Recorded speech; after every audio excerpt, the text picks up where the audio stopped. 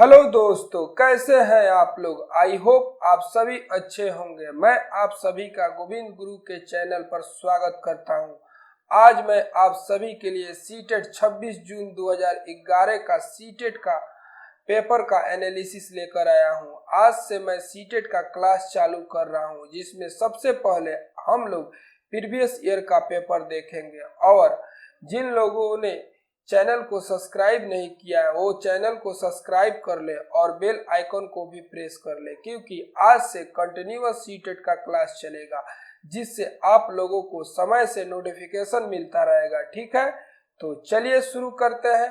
Question number 1 में क्या दिया हुआ है, शिक्षा के क्षेत्र में पाठ्यचर्या शब्दावली डैश की ओर संकेत करती है। ऑप्शन 1 में दे रहा है शिक्षण पद्धति एवं पढ़ाई जाने वाली विषय वस्तु। ऑप्शन 2 में दे रहा है विद्यालय का संपूर्ण कार्यक्रम जिसमें विद्यार्थी प्रतिदिन अनुभव प्राप्त करते हैं। ऑप्शन 3 में दे रहा है मूल्यांकन प्रक्रिया। 4 में क्या दे रहा है कक्षा में प्रयुक्त की जाने वाली पाठ्य सामग्री। तो इस क्वेश्चन का राइट आंसर ऑप्शन नंबर 2 हो जाएगा। इस क्वेश्चन का राइट आंसर क्या हो जाएगा, ऑप्शन नंबर 2, विद्यालय का संपूर्ण कार्यक्रम जिसमें विद्यार्थी प्रतिदिन अनुभव प्राप्त करते हो। ठीक है, देखिए क्या होता है कि शिक्षण अधिगम प्रक्रिया में पाठचर्या का विशेष महत्व होता है। ठीक है, पाठचर्या विद्यालय का संपूर्ण कार्यक्रम है। आप लोग समझ रहे हैं बात को, जिसमें विद्यार्थी प्रतिदिन अनुभव प्राप्त करते हैं। इसीलिए पाठ्यक्रम को इस प्रकार संवर्धन करना चाहिए जिससे बच्चों का चौमुखी विकास के अवसर उपलब्ध हो सके। ठीक है, क्वेश्चन नंबर 2 में क्या दिया है, निचली कक्षाओं में शिक्षण के खेल पद्धति मूल रूप से आधारित है। ऑप्शन में क्या दिया है, शारीरिक शिक्षा कार्यक्रम के सिद्धांत पर, शिक्षण पद्धतियों के सिद्धांतों पर, विकास एवं वृद्धि के मनोवैज्ञानिक सिद्धांतों पर, शिक्षण के समाज शास्त्रीय सिद्धांतों पर। तो इस क्वेश्चन का राइट आंसर क्या हो जाएगा, इस क्वेश्चन का राइट आंसर ऑप्शन नंबर 3 हो जाएगा, विकास एवं वृद्धि के मनोवैज्ञानिक सिद्धांतों पर। ठीक है, समझ रहे हैं आप बात को ना। देखिए, निचली कक्षाओं में शिक्षण की खेल पद्धति अपनाने से बच्चे की सक्रियता बढ़ता है। ठीक है, एवं मानसिक एवं शारीरिक विकास होता है। शिक्षण की खेल पद्धति मूल रूप से विकास एवं वृद्धि के मनोवैज्ञानिक सिद्धांत पर आधारित होता है। ठीक है, तो इस क्वेश्चन का राइट आंसर ऑप्शन नंबर 3 हो जाएगा। नेक्स्ट क्वेश्चन पे चलते हैं। क्वेश्चन नंबर 3 में क्या दिया है, एक बच्चा अतीत की समान परिस्थिति में की गई अनुक्रियाओं को आधार पर नई स्थिति के प्रति अनुक्रिया करता है। यह किससे संबंधित है। ऑप्शन में दे रहा है सीखने का सदृश्यता नियम, सीखने का प्रभाव नियम, सीखने की प्रक्रिया का अभिवृद्धि नियम, सीखने का तत्परता नियम। तो इस क्वेश्चन का राइट आंसर क्या हो जाएगा, क्वेश्चन नंबर 3 का राइट आंसर हो जाएगा ऑप्शन नंबर 2। क्या हो जाएगा, ऑप्शन नंबर 2 इसका राइट आंसर हो जाएगा, सीखने का प्रभाव नियम। ठीक है, देखिए सीखने का प्रभाव नियम अतीत की समान परिस्थिति में की गई अनुक्रिया के आधार पर नई स्थिति के प्रति अनुक्रिया करता है। ठीक है, तो इस क्वेश्चन का राइट आंसर ऑप्शन नंबर 2 हो जाएगा। नेक्स्ट क्वेश्चन पे चलते हैं। क्वेश्चन नंबर 4 में क्या दिया है, डिसलेक्सिया किससे संबंधित है। मनोविकार, गणितीय विकार, पठन विकार, व्यवहार संबंधी विकार। तो इस क्वेश्चन का राइट आंसर ऑप्शन नंबर 3 हो जाएगा, पठन विकार। इस क्वेश्चन का राइट आंसर क्या हो जाएगा, ऑप्शन नंबर 3, पठन विकार। ठीक है, डिसलेक्सिया एक अधिगम विकलांगता है। ठीक है, जिसका प्रकटीकरण मुख्य रूप से वाणी और लिखित भाषा के दृश्य अंकन की कठिनाइयों के रूप में होता है। ठीक है, विशेष तौर पर मनुष्य निर्मित लेखन प्रणाली को पढ़ने की समस्या होती है। ठीक है, तो ये इसका राइट आंसर ऑप्शन नंबर 3 हो जाएगा। नेक्स्ट क्वेश्चन पे चलते हैं। क्वेश्चन नंबर 5 में क्या दिया है, विशेष आवश्यकता वाले बच्चों को शिक्षा उपलब्ध कराई जानी चाहिए। अन्य समान बच्चों के साथ विशेष विद्यालय में विशेष बच्चों के लिए विकसित पद्धति द्वारा, विशेष विद्यालय में विशेष शिक्षक के द्वारा। तो इस क्वेश्चन का राइट आंसर हो जाएगा ऑप्शन नंबर 1। इस क्वेश्चन का राइट आंसर क्या हो जाएगा? ऑप्शन नंबर 1, अनसमान बच्चों के साथ। देखिए, समावेशी शिक्षा में हमें यही समझाया गया है कि हमें सभी बच्चों को एक साथ पढ़ाना है, न कि जो अधगम असक्त वाले बच्चे हैं, चाहे विशेष आवश्यकता वाले बच्चे हैं, उनको किसी दूसरे विद्यालय में भेज दिया जाए, क्या किसी अलग से उनको क्लास कराया जाए। नहीं, उनको समान बच्चों के साथ ही बैठाकर पढ़ाना है। ठीक है, विशेष आवश्यकता वाले बच्चों को अनसमान बच्चों के साथ शिक्षा उपलब्ध कराई जानी चाहिए। ठीक है, इनके विकास के लिए विद्यालय के वातावरण एवं शिक्षकों को इनके प्रति व्यवहार में सुधारा जाना चाहिए। ठीक है, तथा मानसिक रूप से पिछड़े छात्रों पर शिक्षक द्वारा विशेष ध्यान दिया जाना चाहिए। ठीक है, आप बात को समझ रहे हैं ना? ठीक है, नेक्स्ट क्वेश्चन पे चलते हैं। क्वेश्चन नंबर 6 में क्या दिया है? आकलन को उपयोगी और रोचक प्रक्रिया बनाने के लिए डैश के प्रति सचेत होना चाहिए। ऑप्शन 1 में क्या दिया है? अलग अलग विद्यार्थियों में तुलना करना। देखिए, तुलना करना ये तो वैसे भी गलत हो गया। तुलना हम लोगों को करना नहीं है किसी के साथ। कभी भी बच्चों को तुलना नहीं करना है कि तुम अच्छे हो, तुम नहीं पढ़ सकते हो, तुम फर्स्ट करते हो, आगे बैठो, तुम फेल हो जा रहे हो, तुम पढ़ नहीं पा रहे हो, जाओ तुम पीछे जाओ। ये सब तुलना वगैरह हमको कभी नहीं करना है। ठीक है, ऑप्शन 2 में क्या दे रहा है? विद्यार्थियों को बुद्धिमान या औसत शिक्षार्थी की उपाधि देना। ऑप्शन 3 में दे रहा है शैक्षिक और शैक्षिक क्षेत्र में विद्यार्थी के सीखने के बारे में जानकारी प्राप्त करने के लिए विविध तरीका का उपयोग करना। ऑप्शन 4 में दे रहा है प्रतिपुष्टि यानी फीडबैक देने के लिए तकनीक भाषा का प्रयोग करना। तो क्वेश्चन नंबर 6 का राइट आंसर क्या हो जाएगा? क्वेश्चन नंबर 6 का राइट आंसर हो जाएगा ऑप्शन नंबर 2 कि विद्यार्थियों को बुद्धिमान या औसत शिक्षार्थी की उपाधि देना। ठीक है, आकलन का जब आप उपयोग कर रहे हैं उसको रोचक प्रक्रिया बनाने के लिए आप क्या करेंगे? शिक्षक द्वारा आकलन को उपयोगी और रोचक प्रक्रिया बनाने के लिए आप क्या करेंगे? आप करेंगे क्या कि विद्यार्थियों को बुद्धिमान या औसत विद्यार्थी की उपाधि देते समय सचेत रहना चाहिए, अन्यथा बालकों में क्या होगा?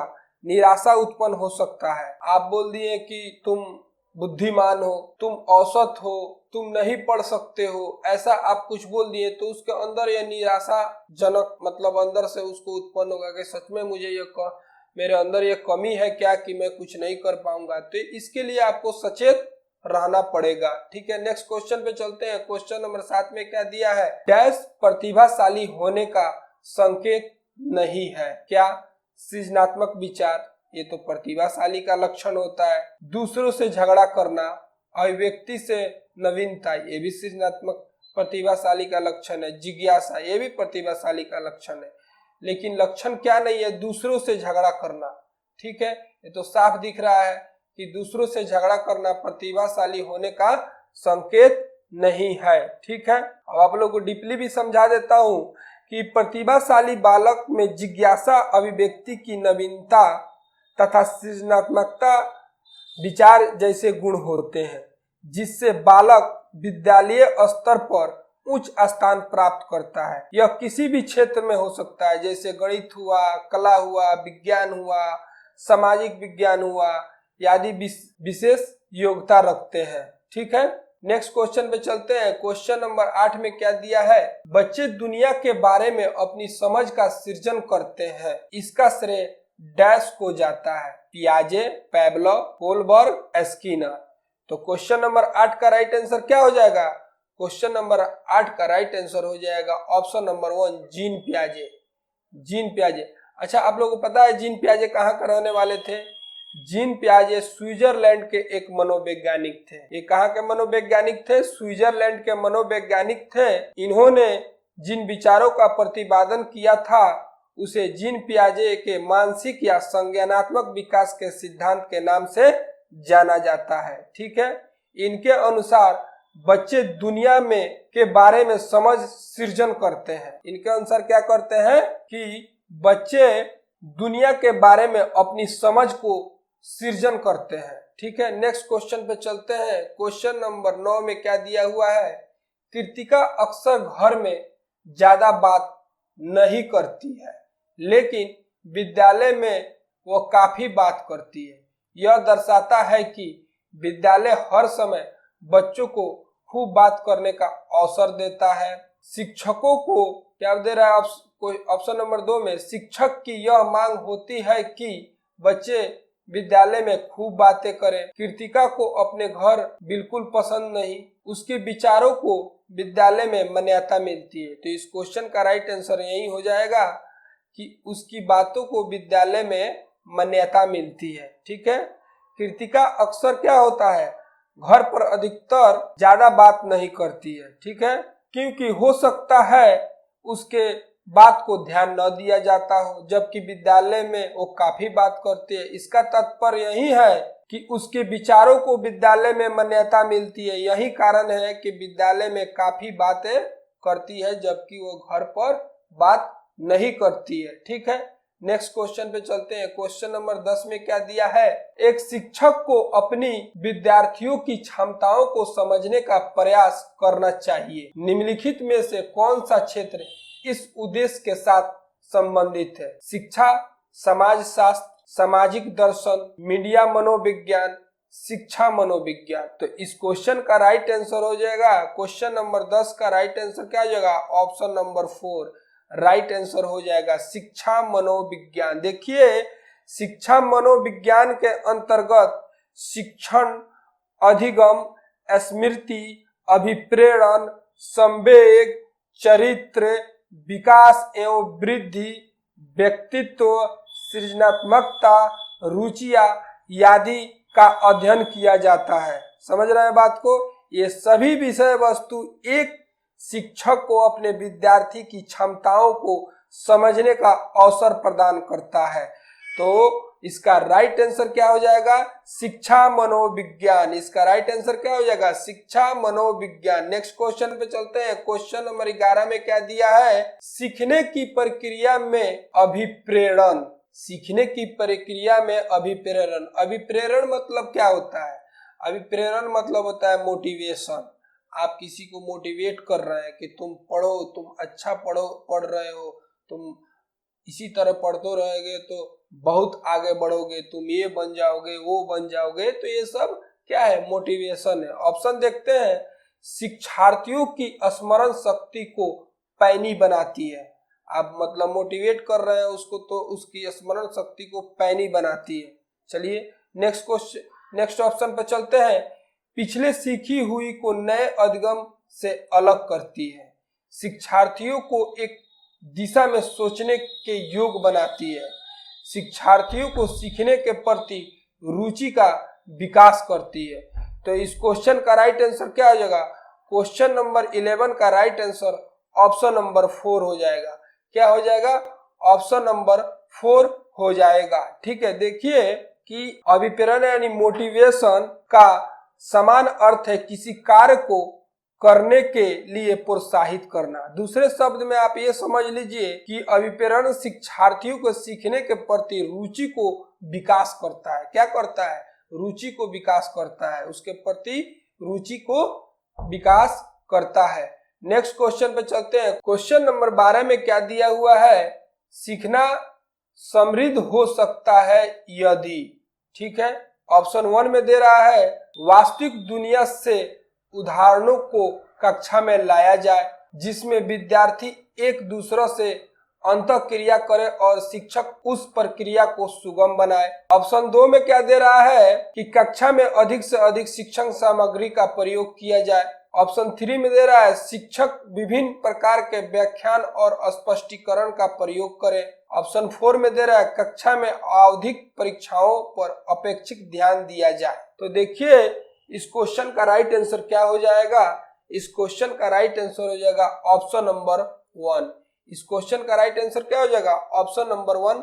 इस क्वेश्चन का राइट आंसर हो जाएगा कि वास्तविक दुनिया से उदाहरणों को कक्षा में लाया जाए जिससे क्या हो, विद्यार्थी एक दूसरे से अंतःक्रिया करे और शिक्षक उस प्रक्रिया को क्या करे, सुगम बनाए। ठीक है, सीखना जीवन का एक मूलभूत प्रक्रिया है। ठीक है, एक कक्षा में छात्र बेहतर तरीका से तभी सीख सकता है जब उसके समक्ष वास्तविक दुनिया से उदाहरण को कक्षा में लाया जाए। एक शिक्षक अपने छात्रों के उत्तम ढंग से सिखाने के लिए पुरस्कार, सफलता, उत्साह आदि कारकों का भी प्रयोग करके छात्रों के सिखाने की प्रक्रिया को क्या कर सकता है, सुगम बना सकता है। तो इस क्वेश्चन का राइट आंसर क्या हो जाएगा, ऑप्शन नंबर 1, वास्तविक दुनिया से उदाहरण को कक्षा में लाया जाए जिसमें विद्यार्थी एक दूसरे से अंतःक्रिया कर और शिक्षक उस प्रक्रिया को क्या करे, सुगम बनाए। नेक्स्ट क्वेश्चन पे चलते हैं। क्वेश्चन नंबर 13 में क्या दिया है, निम्न में से कौन से कथन को सीखने की प्रक्रिया की विशेषता नहीं मानना चाहिए। ऑप्शन 1 में है शैक्षिक संस्थान ही एकमात्र स्थान है जहां अधिगम प्राप्त होता है। पहले आप एक बार ध्यान दीजिएगा, यहाँ पे बोल रहा है नहीं मानना चाहिए, ठीक है। सीखना एक व्यापक प्रक्रिया है, सीखना लक्षणोन्मुखी होता है, अनअधिगम भी सीखने की प्रक्रिया है। तो क्वेश्चन नंबर 13 का राइट आंसर क्या हो जाएगा, क्वेश्चन नंबर 13 का राइट आंसर हो जाएगा ऑप्शन नंबर 1, शैक्षिक संस्थान ही एकमात्र स्थान है जहां अधिगम प्राप्त होता है। ठीक है, यही इसका राइट आंसर हो जाएगा, क्योंकि क्वेश्चन में पूछा हुआ है कि निम्न में से कौन से कथन को सीखने की प्रक्रिया की विशेषता नहीं माननी चाहिए। देखिए, सीखना एक ऐसी व्यापक प्रक्रिया है जो लक्ष्योन्मुखी होता है एवं जीवन पर्यंत चलती रहती है। यह आवश्यक नहीं है कि शैक्षिक स्थान में ही अधिगम प्राप्त किया जाए। समाज में रहते हुए घर, आस पड़ोस, परिवेश एवं अनौपचारिक स्थान से भी अधिगम प्राप्त किया जा सकता है। ठीक है, तो इस क्वेश्चन का राइट आंसर क्या हो जाएगा, ऑप्शन नंबर 1। ठीक है, नेक्स्ट क्वेश्चन पे चलते हैं। क्वेश्चन नंबर 14 में क्या दिया है, 5वीं कक्षा के दृष्टिबाधित विद्यार्थी क्या दे रहा है, को निचले स्तर के कार्य करने की छूट मिलनी चाहिए, के माता पिता और मित्रों द्वारा उसे दैनिक कार्य को करने में सहायता की जानी चाहिए, के साथ कक्षा में सामान्य रूप से व्यवहार किए जाना चाहिए और श्रव्य सीडी के माध्यम से सहायता उपलब्ध कराई जानी चाहिए, के साथ कक्षा में विशेष व्यवहार किया जाना चाहिए। तो इस क्वेश्चन का राइट आंसर ऑप्शन नंबर 3 हो जाएगा। इस क्वेश्चन का राइट आंसर क्या हो जाएगा, ऑप्शन नंबर 3, के साथ कक्षा में समान रूप से व्यवहार किया जाना चाहिए और श्रव्य सीडी के माध्यम से सहायता उपलब्ध कराना चाहिए। ठीक है, समझ रहे हैं लोग बात को।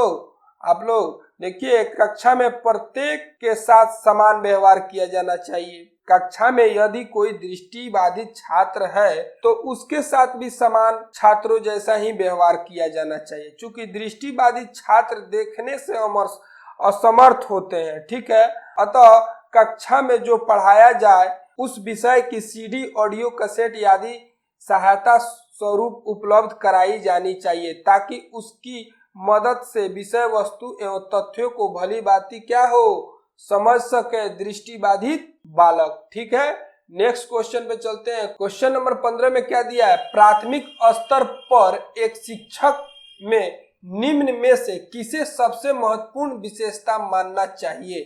ऑप्शन 1 देखते हैं, पढ़ने की उत्सुकता, धैर्य एवं दृढ़ता, शिक्षण पद्धतियों और विषयों के ज्ञान में दक्षता, अति मानक भाषा में पढ़ाने में दक्षता। तो इस क्वेश्चन का राइट आंसर क्या हो जाएगा, क्वेश्चन नंबर 15 का राइट आंसर हो जाएगा ऑप्शन नंबर 2, धैर्य एवं दृढ़ता।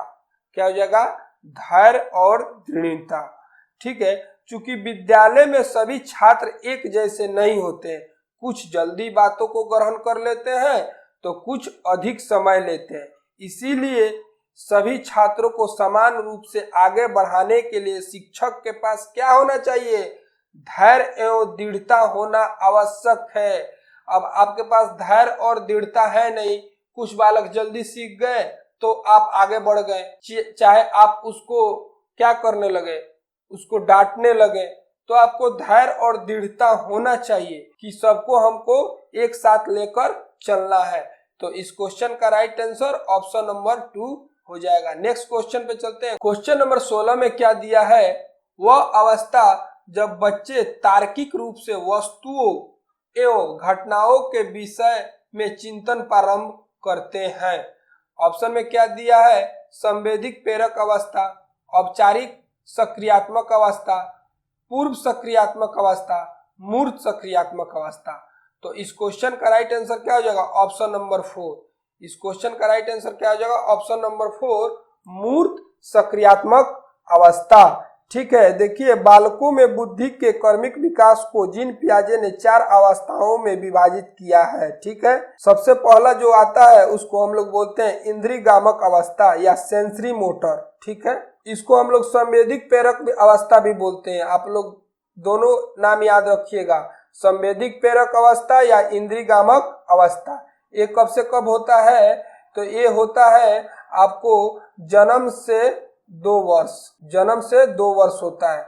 दूसरा क्या होता है, दूसरा होता है आपको पूर्व सक्रियात्मक अवस्था, जिसको हम लोग प्री ऑपरेशनल स्टेज बोलते हैं। ठीक है, दूसरा क्या होता है, पूर्व सक्रियात्मक अवस्था, जिसको हम लोग क्या बोलते हैं, pre operational stage. Pre operational stage आप लोग अगर समझ में नहीं आए तो इंग्लिश वाले बच्चे आप लोग समझ लीजिए, इसको हम लोग बोलते हैं प्री ऑपरेशनल स्टेज, पूर्व सक्रियात्मक अवस्था, जो 2 से 7 वर्ष होती है।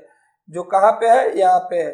ये कब से होती है, 2 से 7 वर्ष होती है। ठीक है, तीसरा होता है मूर्त सक्रियात्मक अवस्था। तीसरा क्या होता है, मूर्त सक्रियात्मक अवस्था, जिसको हम लोग बोलते हैं कॉन्क्रीट ऑपरेशनल स्टेज। ये कब से कब होता है, तो ये होता है 7 से 11 वर्ष। ये कब से कब होता है, ये होता है 7 से 11 वर्ष, जो ये है मूर्त सक्रियात्मक अवस्था। ठीक है, चौथा क्या होता है, चौथा होता है अमूर्त सक्रियात्मक अवस्था, जिसको हम लोग औपचारिक अवस्था भी बोलते हैं। इसको हम लोग इंग्लिश में क्या बोलते हैं, फॉर्मल ऑपरेशनल स्टेज। इसको हम लोग क्या बोलते हैं, फॉर्मल ऑपरेशनल स्टेज। इसको हम लोग औपचारिक सक्रियात्मक अवस्था भी बोलते हैं। और ये कब से कब होता है, ये होता है आपको 11 वर्ष से ऊपर। 11 वर्ष के ऊपर आप जाइएगा तो ये आ जाएगा औपचारिक सक्रियात्मक अवस्था। ठीक है, तो मूल सक्रियात्मक अवस्था 11 से 7 वर्ष तक होती है।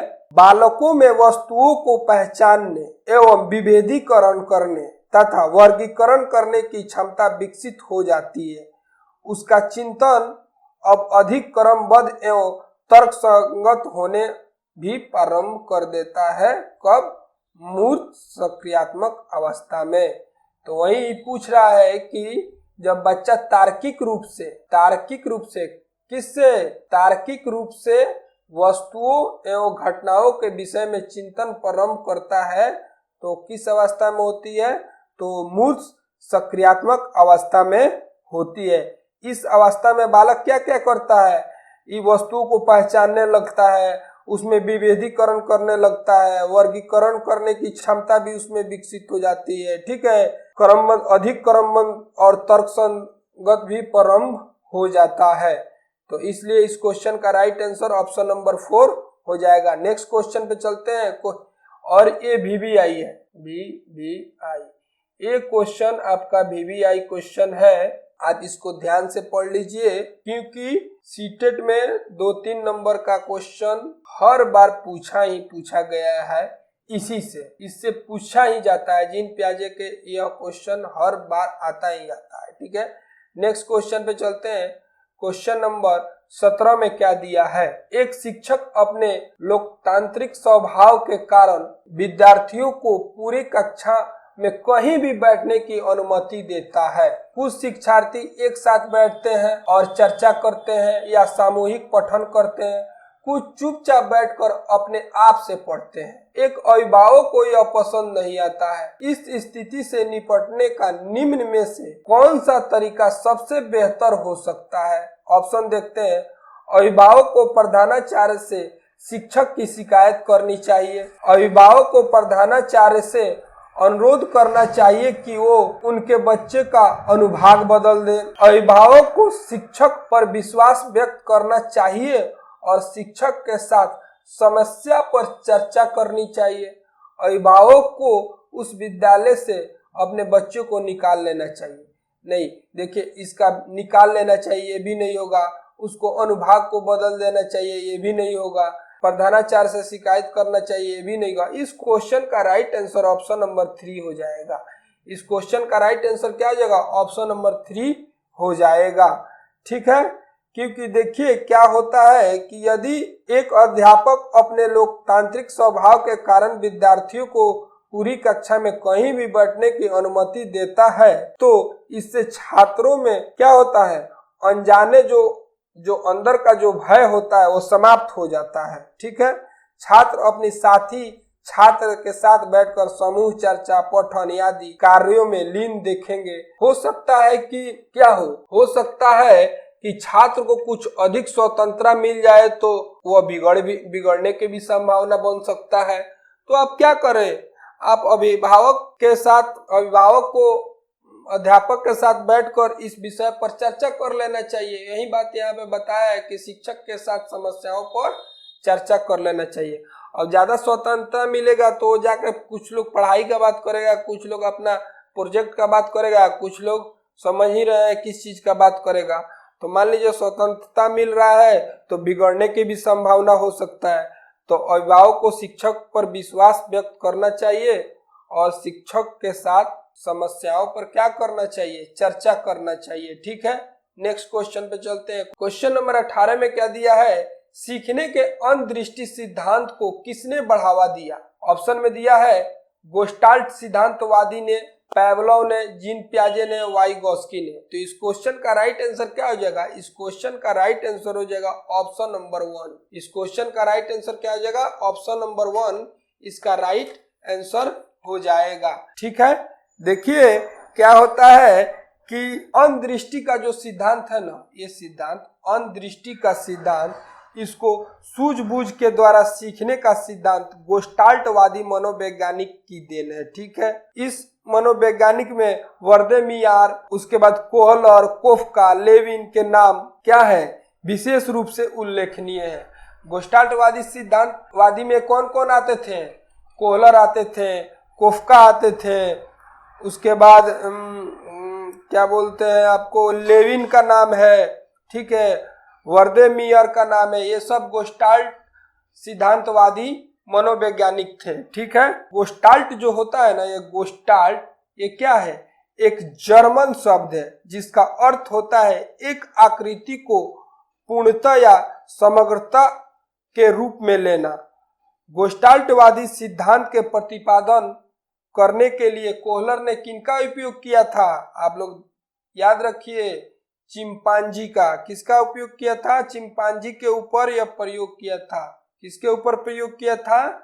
चिंपांजी के ऊपर प्रयोग किया था। कौन किए थे? कोहलर ने किए थे। इससे यह भी क्वेश्चन बन सकता है कि कोहलर ने गेस्टाल्टवादी सिद्धांत का उपयोग किसके ऊपर किया था? तो चिंपांजी के ऊपर किया था। ठीक है, नेक्स्ट क्वेश्चन पे चलते हैं। क्वेश्चन नंबर 19 में क्या दिया हुआ है? बच्चों के बौद्धिक विकास के 4 विशिष्ट अवस्थाओं की पहचान की गई। कोहलर के द्वारा, एरिक्सन के द्वारा, स्किनर के द्वारा, पियाजे के द्वारा। तो इस क्वेश्चन का राइट आंसर क्या हो जाएगा? इस क्वेश्चन का राइट आंसर हो जाएगा, अभी आपको बताया था उनकी 4 अवस्था, पियाजे के द्वारा। ठीक है, पियाजे के द्वारा बौद्धिक विकास की 4 विशिष्ट अवस्थाओं की पहचान की गई थी। ठीक है, नेक्स्ट क्वेश्चन पे चलते हैं। क्वेश्चन नंबर 20 में क्या दिया है? निम्नलिखित में से किस अवस्था में बच्चे अपने समवयस्क समूह के सक्रिय सदस्य होते हैं? किशोर अवस्था, प्रौढ़ावस्था, पूर्व अवस्था, बाल अवस्था। तो इस क्वेश्चन का राइट आंसर क्या हो जाएगा? इस क्वेश्चन का राइट आंसर हो जाएगा ऑप्शन नंबर 1 किशोर अवस्था। ठीक है, किशोर अवस्था देखिए 12 से 18 वर्ष के बीच होता है। ठीक है, जिसमें क्या होता है? परिवर्तन की क्रांतिकारी प्रक्रिया शुरू हो जाती है। इस अवस्था में व्यक्ति अपने समवयस्क समूह के सक्रिय सदस्य क्या होते हैं? बन जाते हैं किशोर अवस्था में। नेक्स्ट क्वेश्चन पे चलते हैं। क्वेश्चन नंबर 21 में क्या दिया है? बच्चों की सीखने की प्रक्रिया में माता पिता को भूमिका निभानी चाहिए। नकारात्मक, अग्रोन्मुखी, सहानुभूतिपूर्ण, तटस्थ। तो इस क्वेश्चन का राइट आंसर क्या हो जाएगा? क्वेश्चन नंबर 21 का राइट आंसर हो जाएगा ऑप्शन नंबर 2 अग्रोन्मुखी। ठीक है, देखिए माता पिता को बच्चों की सीखने की प्रक्रिया में अग्रमुखी भूमिका निभानी चाहिए। तो इस क्वेश्चन का राइट आंसर ऑप्शन नंबर 2 हो जाएगा। नेक्स्ट क्वेश्चन पे चलते हैं। क्वेश्चन नंबर 22 में क्या दिया है? विकास कभी ना समाप्त होने वाली प्रक्रिया है। यह विचार किससे संबंधित है? अंत संबंध का सिद्धांत, निरंतरता का सिद्धांत, एकीकरण का सिद्धांत, अंत क्रिया का सिद्धांत। तो इस क्वेश्चन का राइट आंसर क्या हो जाएगा? इस क्वेश्चन का राइट आंसर हो जाएगा ऑप्शन नंबर 2। इस क्वेश्चन का राइट आंसर क्या हो जाएगा? ऑप्शन नंबर 2, निरंतरता का सिद्धांत। ठीक है, देखिए विकास एक सतत प्रक्रिया है, इसे कभी समाप्त ना होने वाली प्रक्रिया कहा जाता है। ठीक है, यह निरंतर का सिद्धांत से संबंधित है। ठीक है, ये जन्म से समझ लीजिए, बच्चा जब पेट में रहता है तभी से स्टार्ट होता है, मरते दम तक विकास होते रहता है। ठीक है, तो इसे निरंतरता का सिद्धांत से संबंधित रखा जाएगा। चलिए नेक्स्ट क्वेश्चन पे चलते हैं। क्वेश्चन नंबर 23 में क्या दिया है? वह कौन सा स्थान है जहां बच्चे के संज्ञानात्मक विकास को सबसे बेहतर तरीका से परिभाषित किया जा सकता है? खेल का मैदान, विद्यालय, कक्षा पर्यावरण, सभागार, घर। तो इस क्वेश्चन का राइट आंसर क्या हो जाएगा? इस क्वेश्चन का राइट आंसर ऑप्शन नंबर 2 हो जाएगा, विद्यालय एवं कक्षा पर्यावरण। ठीक है, इस क्वेश्चन का राइट आंसर क्या हो जाएगा? विद्यालय एवं कक्षा पर्यावरण। ठीक है, आप बात को समझ रहे हैं। देखिए खेल का मैदान का संबंध बच्चों के शारीरिक एवं सामाजिक विकास से है। यह किससे है? शारीरिक और सामाजिक विकास से, शारीरिक एवं सामाजिक से। ये शारीरिक और सामाजिक से है। ठीक है, और सभागार क्या है? सभागार भाषाई विकास से है, भाषाई एवं मानसिक विकास से। ये क्या है? भाषाई और मानसिक विकास से होता है, भाषाई एवं मानसिक विकास से। ठीक है, भाषाई और मानसिक विकास से होता है। ठीक है, और घर का संबंध किससे होता है? संवेगिक और सामाजिक विकास से। लेकिन कक्षा का, विद्यालय और कक्षा पर्यावरण का संबंध किससे होता है? बच्चों के संज्ञानात्मक विकास से। तो यहाँ पे पूछा हुआ है किससे? संज्ञानात्मक विकास। तो संज्ञानात्मक विकास कहाँ पे होगा? विद्यालय और कक्षा पर्यावरण में होगा। ठीक है, घर में क्या होगा? तो घर में आपको मैं बताया था क्या होगा? घर में आपको संवेगिक और सामाजिक विकास होगा। ठीक है, संवेगिक और सामाजिक विकास घर में होता है। खेल के मैदान में शारीरिक और सामाजिक विकास होता है। सभागार में भाषाई एवं मानसिक विकास होता है। और संज्ञानात्मक विकास कहाँ होता है? विद्यालय एवं कक्षा पर्यावरण में। तो आप लोग ध्यान से समझ लीजिए कि संज्ञानात्मक विकास कहाँ पे होता है? विद्यालय एवं कक्षा पर्यावरण। ऑप्शन नंबर 2 इसका राइट आंसर हो जाएगा। नेक्स्ट क्वेश्चन पे चलते हैं। क्वेश्चन नंबर 24 में क्या दिया है? निम्न में से कौन सा बुद्धिमान बच्चे का लक्षण नहीं है? यहाँ पे साफ डायरेक्ट पूछ दिया है, नहीं है। वह जो लंबे निबंधों को बहुत जल्दी रटने की क्षमता रखता है। ये तो सरासर गलत है। जो जल्दी रट लिया वो बुद्धिमान का लक्षण थोड़े है। वह जो प्रभावपूर्ण एवं उचित तरीका से संप्रेषण करने की क्षमता रखता है, वह जो अमूर्त रूप से सोचता रहता है, वह जो नए परिवेश में स्वयं को समायोजित कर सकता है। तो इस क्वेश्चन का राइट आंसर क्या हो जाएगा? इस क्वेश्चन का राइट आंसर, क्वेश्चन नंबर 24 का राइट आंसर ऑप्शन नंबर 1 हो जाएगा। ठीक है, यहाँ पे डायरेक्ट पूछा गया है कि निम्न में से कौन सा बुद्धिमान बच्चे का लक्षण नहीं है। तो वही जो निबंधों को बहुत जल्दी रटने की क्षमता रखता है वो बुद्धिमान का लक्षण नहीं है। ठीक है, बुद्धिमान बच्चा प्रभावपूर्ण एवं उचित तरीका से संप्रेषण करने की क्षमता रखता है। वो अमूर्त सोच सकता है, वह नए परिवेश एवं स्वयं को समायोजित कर सकता है। ठीक है, लेकिन निबंध को बहुत जल्दी रटने वाले की क्षमता क्या है? बुद्धिमान बच्चे का लक्षण नहीं है। ठीक है, सामान्य छात्र भी निबंध को जल्दी रट सकता है। ठीक, समझ रहे हैं बात को? जो सामान्य छात्र है वो भी निबंध को जल्दी रट सकता है। जल्दी रटने के आधार पर किसी बच्चे की बौद्धिक क्षमता का आकलन हम लोग नहीं कर सकते हैं।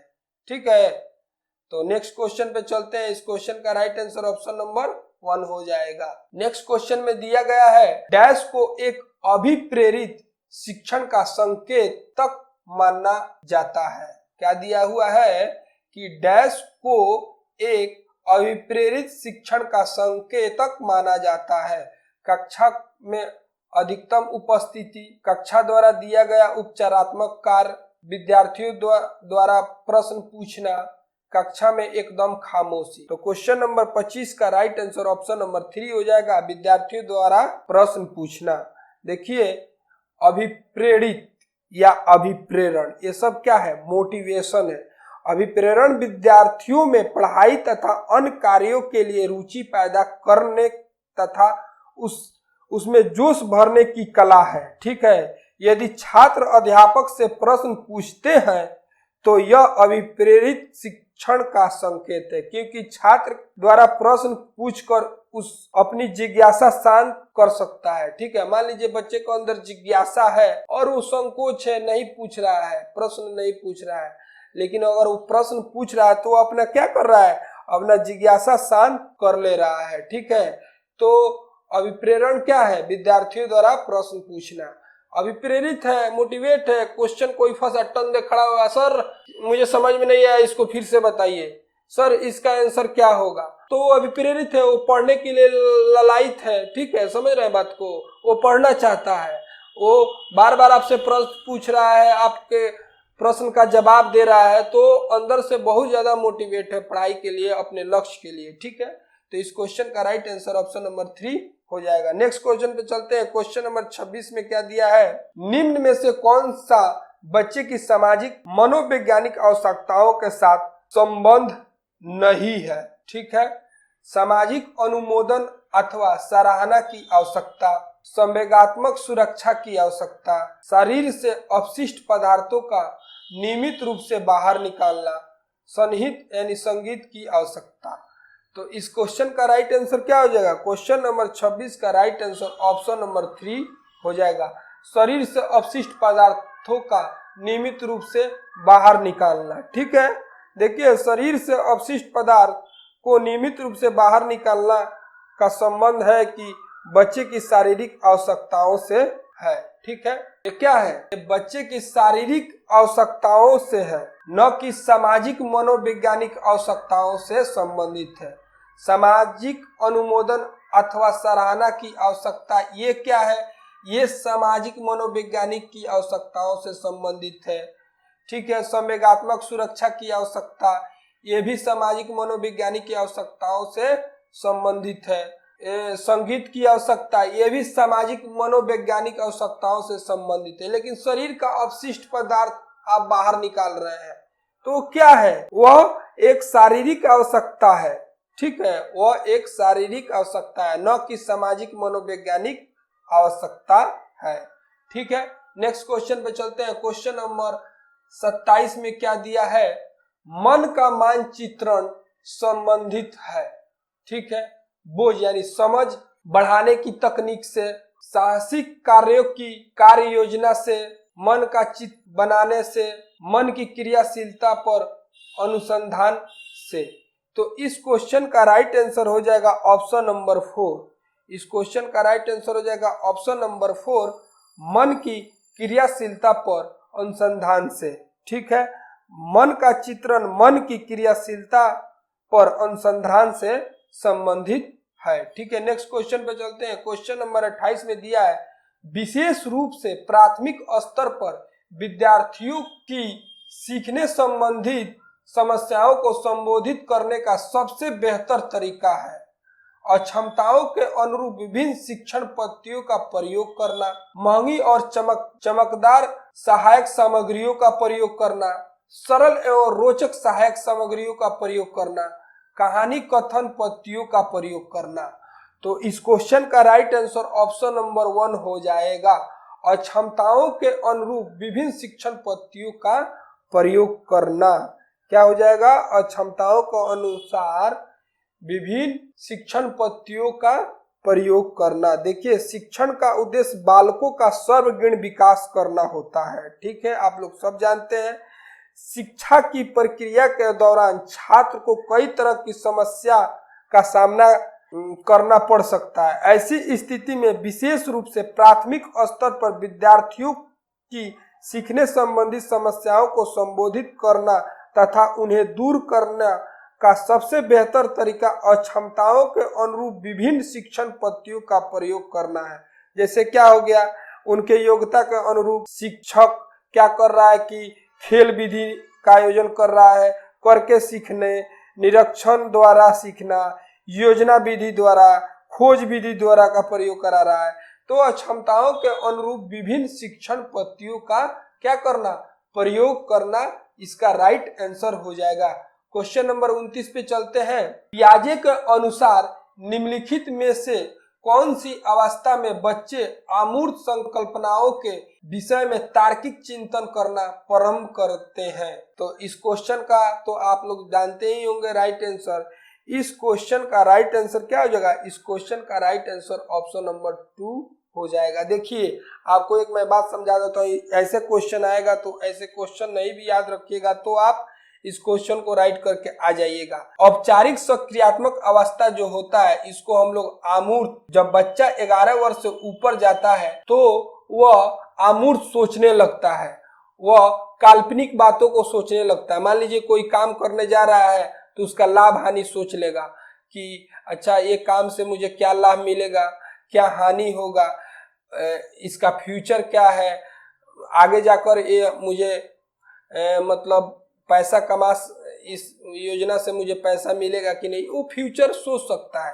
तो इसको अमूर्त संकल्पना भी बोलते हैं और औपचारिक सक्रियात्मक अवस्था भी बोलते हैं। तो यहाँ पे पूछ दिया अमूर्त संकल्पनाओं के विषय में तार्किक चिंतन करना प्रारंभ करता है, तो वही बात है कि औपचारिक सक्रियात्मक अवस्था 11 से ऊपर, इसका राइट आंसर हो जाएगा। ठीक है, नेक्स्ट क्वेश्चन पे चलते हैं। क्वेश्चन नंबर 30 में क्या दिया हुआ है? निम्न में से कौन सा शिक्षार्थियों में सृजनात्मकता का पोषण करता है? ठीक है, चलिए आगे देखते हैं। ऑप्शन में अच्छी शिक्षा के व्यवहारिक मूल्यों के लिए विद्यार्थियों का शिक्षण, प्रत्येक शिक्षार्थी की अनजात प्रतिभाओं को पोषण करना एवं प्रश्न करने का अवसर उपलब्ध कराना। ये तो बात सही लग रहा है। विद्यालय जीवन के परम से उपलब्धि के लक्ष्यों पर बल देना, परीक्षा में अच्छे अंक के लिए विद्यार्थी को कोचिंग करना। नहीं, ये तो नहीं होगा, अच्छे अंक के लिए आप कोचिंग करवा रहे हैं। इस क्वेश्चन का राइट आंसर क्या हो जाएगा? इस क्वेश्चन का राइट आंसर ऑप्शन नंबर 2 हो जाएगा। क्वेश्चन नंबर 30 का राइट आंसर क्या हो जाएगा? ऑप्शन नंबर 2 हो जाएगा। ठीक है, देखिए सृजनात्मकता एक ऐसी प्रक्रिया है जिसके जरिए एक छात्र के भीतर छिपी हुई प्रतिभा सामने आती है। ठीक है, कई बार छात्र कक्षा में अध्यापक द्वारा पूछे गए प्रश्न का जवाब जानते हुए भी जवाब देने से संकोच करता है। कई बार मन में प्रश्न उठने पर भी मौन रहता है। सृजनात्मकता ही वह गुण है जो शिक्षार्थियों को क्या करता है? अनजात प्रतिभाओं को पोषण करने एवं प्रश्न करने अथवा जवाब देने का अवसर उपलब्ध कराता है। तो इस क्वेश्चन का राइट आंसर ऑप्शन नंबर 2 हो जाएगा। ठीक है, तो ठीक है, तो एक बात और आप लोगों से कहना था मुझे कि जो भी बच्चा दिसंबर 2021 के एग्जाम, सीटेट एग्जाम से रह गए हैं और बिहार में बहुत जल्द 7वां चरण का बहाली होने जा रहा है, मुझे लगता है कि अगर 7वां चरण में थोड़ा सा भी लेट हो गया, अगर जो बच्चे रह गए हैं तो बच्चे इस बार चूके नहीं और ध्यान से और बहुत अच्छी तरह मेहनत करके सीटेट को क्लियर करें, क्योंकि थोड़ा सा भी अगर टाइम लिया बिहार सरकार ने और जुलाई के बाद कहीं नोटिफिकेशन डाला तो आप लोग उसमें आ जाइएगा और आप लोग भी एक शिक्षक बन जाइएगा। तो मैं यही आशा करूंगा कि जो भी बच्चे दिसंबर 2021 से रह चुके हैं, छूट चुके हैं, जिनका रिजल्ट नहीं हुआ है, वो निराश ना हो। मैं कंटिन्यूअस सीटेट का तैयारी करवाने वाला हूं, तो आप लोग लग जाइए अभी से ही। और इस अप्रैल माह में फॉर्म अप्लाई होने जा रहा है सीटेट का और जुलाई में उसका एग्जाम हो जाएगा। आप जानते हैं ये 15 से 20 दिन में उसका रिजल्ट आ जाता है अगर जुलाई के बाद अगर अगस्त वगैरह में अगर नोटिफिकेशन निकालता है तो आप सभी बच्चे फिर से अप्लीकेबल हो जाएंगे बिहार के 7वें चरण में। तो आप लोग निराश ना हो और अपने तैयारी में जुट जाइए, ठीक है। और जो बच्चे को मेरा काम पसंद आ रहा है वो मेरे चैनल को लाइक शेयर सब्सक्राइब और कमेंट कर सकते हैं। अगर आपको कुछ कमी लग रहा है, मान लीजिए कि मैं कुछ गलत पढ़ा रहा हूँ, चाहे कोई आप लोगों को लग रहा है कि इसका ऑप्शन सर ने गलत बताया है, तो आप मुझे कमेंट कर सकते हैं, मैं उसको सुधार करने की कोशिश करूँगा, ठीक है। धन्यवाद।